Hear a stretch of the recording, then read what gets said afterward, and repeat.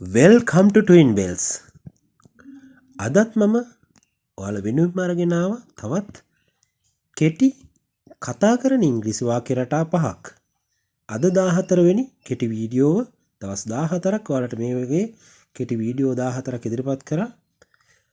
අද වෙන විට ඔයාලට වාක්‍ය රටාවන් 70ක් ඔයාලගේ මතකයේ රඳවා ගන්න පුළුවන්කම ලැබෙනවා. බලමු.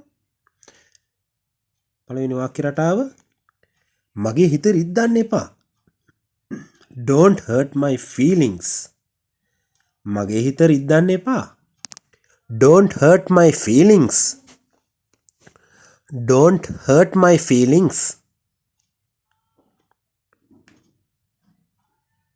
ඊළඟ වාක්‍ය රටාවට යමු.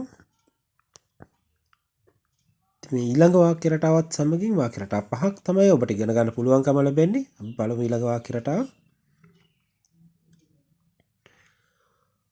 ඔයාට අලුත් ජොබ් එකක් හම්බුණාද? Have you got a new job?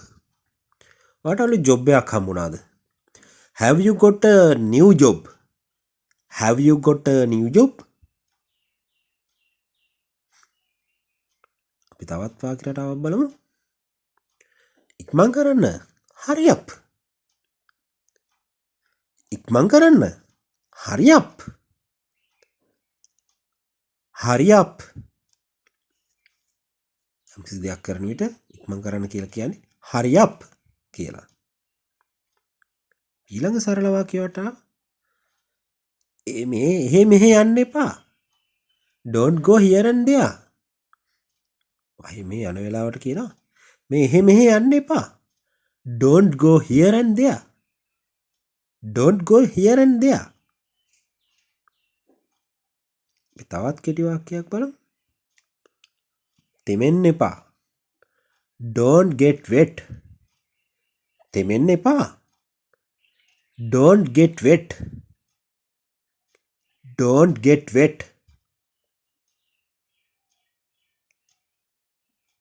ඉතින් හැමදාම සරල වාක්‍ය රටාවන් පහක් ඔබේ දැනුමට එකතු කරගන්න එකතු වෙන්න TWINBELLS ඔබේම YouTube නාලිකාවත් සමග ඉතින් මේ කෙටි වීඩියෝව විනාඩි 2කට පොඩි වෙලාවක් වැඩියෙන් තියෙන්නේ.